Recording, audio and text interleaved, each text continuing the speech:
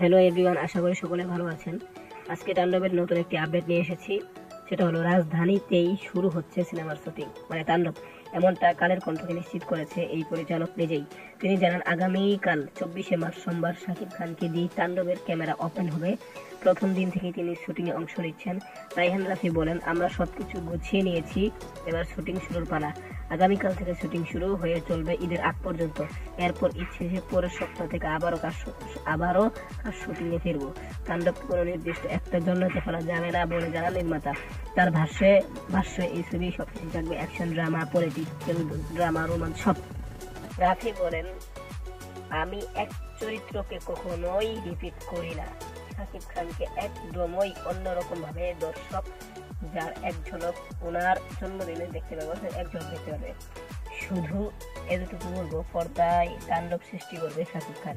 ইচ্ছে ছিল টিজার ছাড়ার, অন্য সিনেমার ক্ষতি হবে ভেবে সেটা আর ছাড়বো না। আপাতত ফার্স্ট লুক পোস্টার ছাড়বো, এটাই জানিয়েছে রাইহান রাফি। তার পরবর্তী কিতাবে তিনি যা বলেন সেটা এখন আমরা শুনবো। তারপর তিনি বলেন, ছবির শুটিং শুরু হলেও এতে সাকিবের বিপরীত কে থাকছে সেটা চমকই রাখতে চাইছেন। ঈদের পর প্রকাশ্যে আনবেন জানিয়েছেন নির্মাতা। Thank you.